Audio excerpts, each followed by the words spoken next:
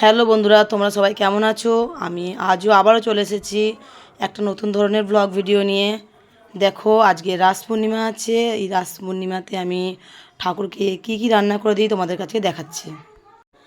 দেখো, আমি পায়েস রান্না করব, তাই জন্য মাদার ডেয়ারি দুধ নিয়ে এসেছি। চালটা ধোয়াই ছিল, দুধটা ছেঁকে দিয়ে দিচ্ছি।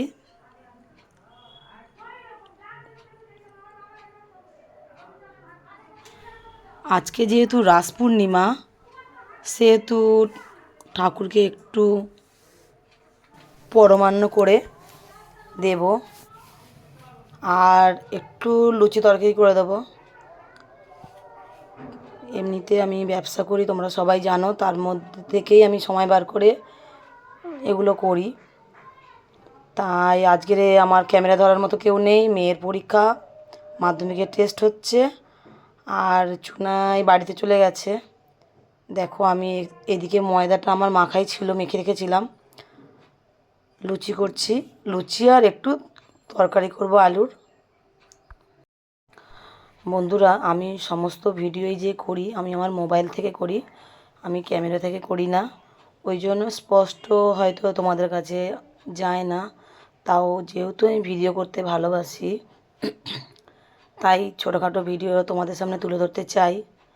জানালা থেকে প্রচণ্ড রোদের আলো আসছে, যার জন্য ঝাপসা ঝাপসা লাগছে। বন্ধুরা, তোমাদের কাছে একটা ছোট্ট রিকোয়েস্ট, আমার ভিডিওটা তোমরা সম্পূর্ণটা দেখো, স্কিপ না করে।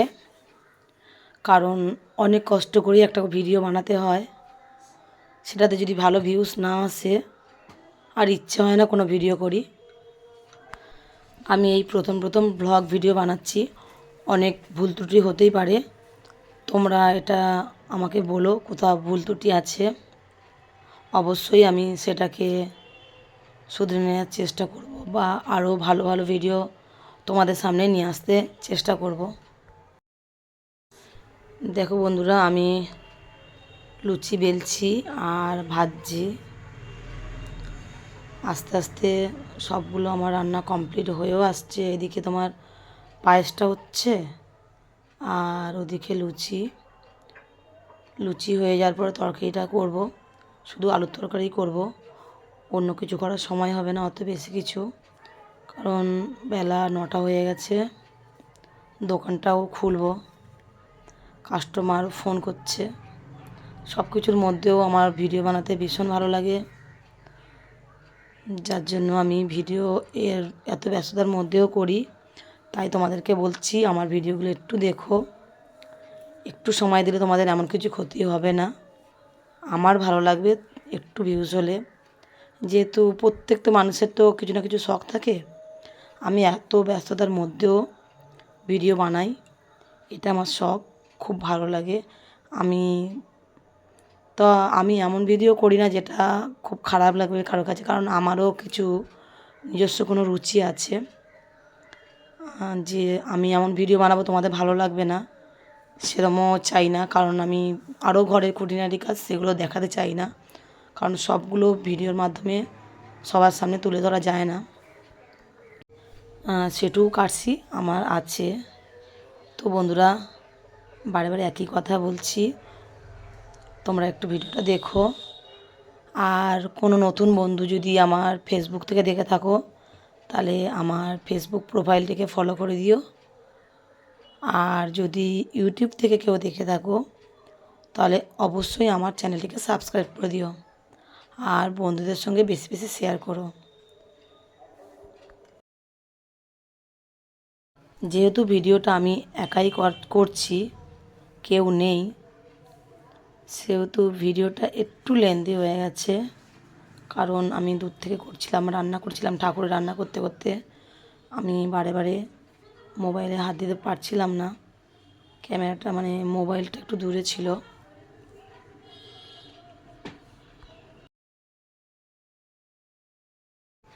প্রতিটা পূর্ণিমাতেই আমি ঠাকুরের জন্য কম বেশি কিছু করার চেষ্টা করি, যখন যেমন সময় হয়। আমি দীক্ষা নিয়েছি 1 বছরের বেশি হয়ে গেল, তাই পূর্ণিমাটা আমি মানি। ওই দিন আমি অন্ন খাই না, পরমান্ন যদিও আমি ঠাকুরকে দিচ্ছি, আমি খাই না। আমি আজকে উপোস করে থাকবো। লুচি তরকারি করছি, দেখো পুজো দেওয়ার পরে আমি লুচি তরকারি খাবো। এদিকে দেখো আমি আলু তরকারিটা করছি, জিরে লঙ্কা ফোড়ন দিয়ে দিয়েছি। সব সময় তো সব রকম সময় হয় না, যখন যেমন তেমনই করি। আমি যেখানে দীক্ষা নিয়েছি, আমি ভারত সেবাশ্রমে দীক্ষা নিয়েছি। তো আমার গুরুদেব স্বাগতানন্দজি বলেছিলেন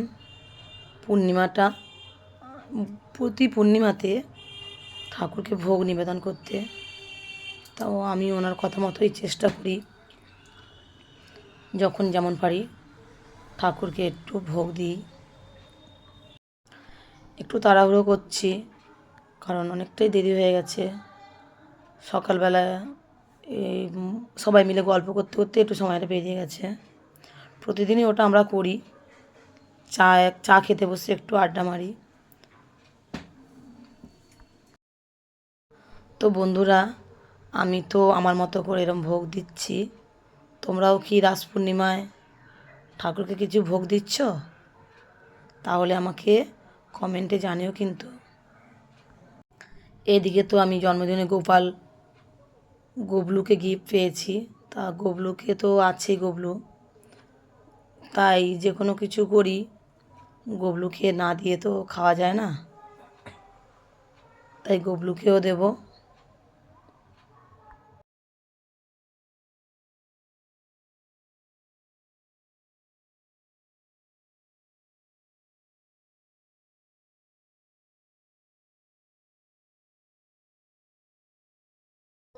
এদিকে পায়েস আর তরকারিটা বসিয়ে আমি চলো যাই ওদিকে ঠাকুরের কাজগুলো সেরে নিই।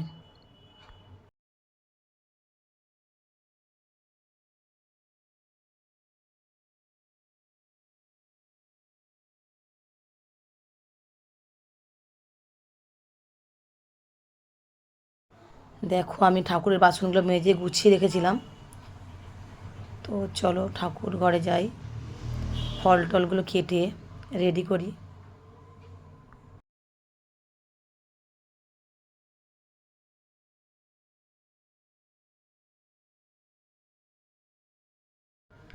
আমার ঘরের স্পেসটা খুবই ছোট, তাই ঠাকুরকে সেলফ মতো করে রেখেছি।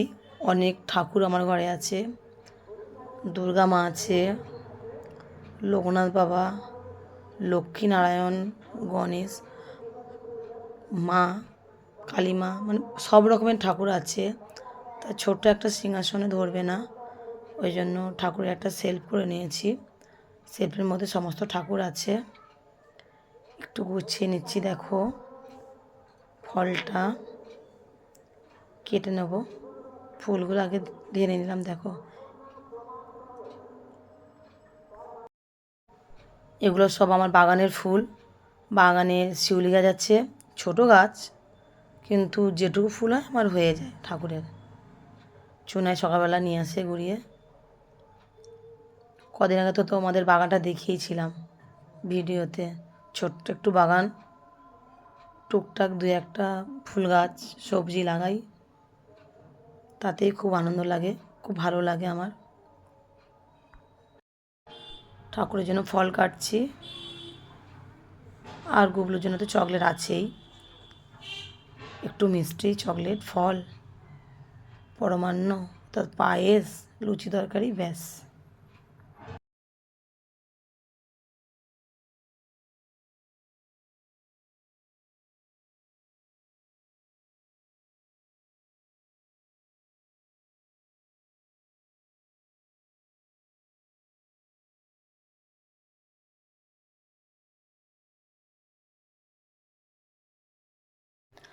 ফলটা কাটা হয়ে গেছে, এরপর আমি গুবলুকে স্নান করাবো।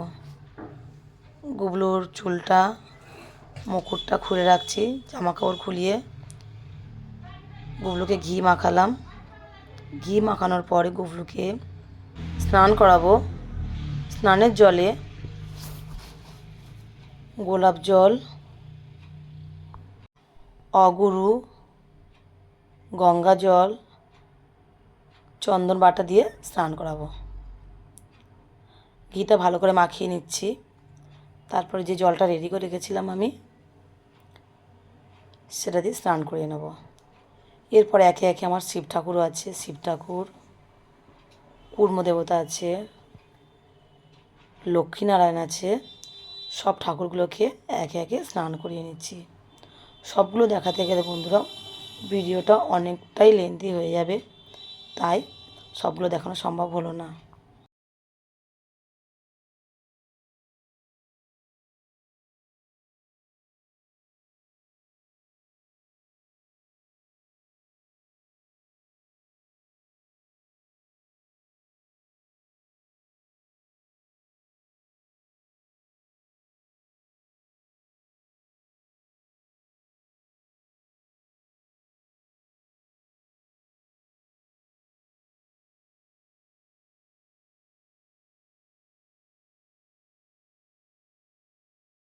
গোপালকে আজও একটা নতুন ড্রেস পরাবো। এটা সোনাই দিদি দিয়েছিল ওর জামা প্যান্ট। জামাটা কেমন লাগছে তোমরা কিন্তু অবশ্যই কমেন্ট করো। আমার ঠাকুরের ঘরের স্পেসটাও খুব ছোট, তাই দাঁড়িয়ে দাঁড়িয়েই পুজো করছি। বসে ঠাকুরের পুজো করতে ভীষণ ভালো লাগে, কিন্তু কি করব বলো, আমার জায়গাটা অনেকটাই ছোট। অনেক কিছু ঘরে সরঞ্জাম বেশি জন্য জায়গাটা কম হয়ে গেছে একটু।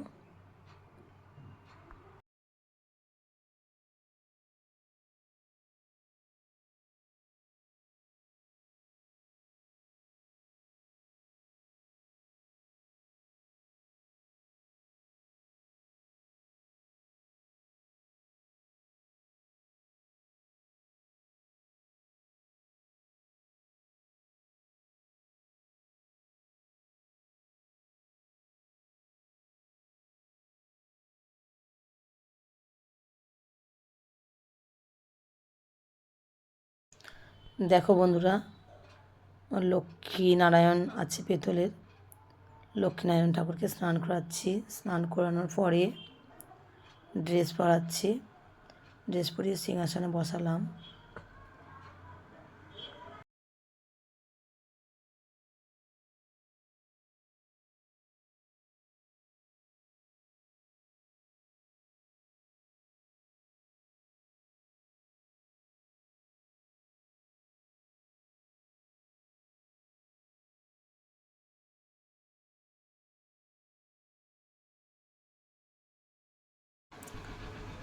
সম্পূর্ণ প্রায় রেডি হয়ে গেছে। আমি ঠাকুরকে ফুল দিয়ে একটু সাজাচ্ছি। আর এদিকে দেখো আমার ভোগ রান্না পুরোপুরি কমপ্লিট। আমি ঠাকুরকে ভোগ নিবেদন করলাম। এবার ভোগের মধ্যে একটু ফুল দিচ্ছি।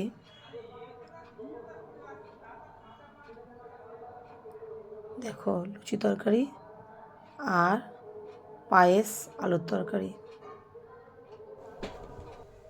মোবাইলটা ঠিকঠাক বসানো হয়নি, একটু ঠিকঠাক তোমাদেরকে দেখানো যাচ্ছে না, মানে দেখাতে হয়তো পারছি না। এবার আমি বুঝতেও পারছি না, এত লাইট পড়ছে। এটা হচ্ছে বাইরে সূর্যের আলো, আমি বুঝতেই পারছি না যে তোমরা ঠিকঠাক দেখছো কি না, মানে দেখতে পারছো কি না। এবার আমি তো তখন পুজোতে ব্যস্ত ছিলাম, হয়তো ভালোভাবে তোলাও হয়নি, তাও যেটুকু পেরেছি তোমাদেরকে দেখাচ্ছি। ঠাকুরকে ভোগ নিবেদন করার পর এইদিকে দেখো আমি চলে এসেছি আমাদের পূর্বপুরুষদের কাছে। বাবা, কাকা, জ্যাঠা, দাদু, দিদিমা সবাই আছি। আমি প্রতিদিনই ওনাদেরকে ফুল দিই, তো আমি দিচ্ছি।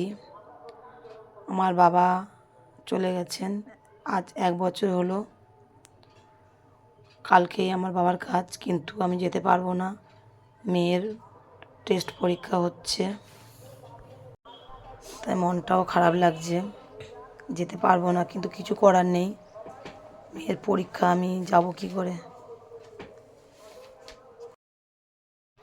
যাই হোক বন্ধুরা, তোমরা আমার সম্পূর্ণ ভিডিওটা দেখো, ভালো লাগলে লাইক কমেন্ট আর বন্ধুদের সঙ্গে বেশি বেশি শেয়ার করো।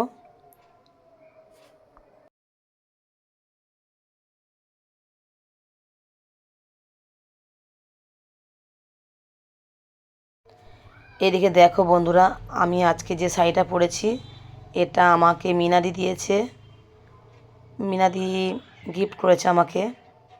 তা যেহেতু আজ ভালো একটা দিন, তাই মিনাদির দেওয়া শাড়িটাই আমি পরে পুজো দিলাম। দেখো শাড়িতে কেমন লাগছে আমাকে, শাড়িটা তো আমার পছন্দ হয়েছে, কিন্তু আমাকে মানিয়েছে কি না তোমরা বলো। ওকে বন্ধুরা, থ্যাংক ইউ আমার ভিডিওটা দেখার জন্য। সবাই ভালো থেকো, সুস্থ থেকো। আর মিনাদিকে বলছি, মিনাদি এই কাপড়টা আমার খুব পছন্দ হয়েছে, দেখুন আমি পরেছি। ওকে বন্ধুরা, আর কথা বাড়াবো না, এবার ভিডিওটা শেষ করছি, টাটা। আবার আসবো অন্য কোনো ভিডিও নিয়ে।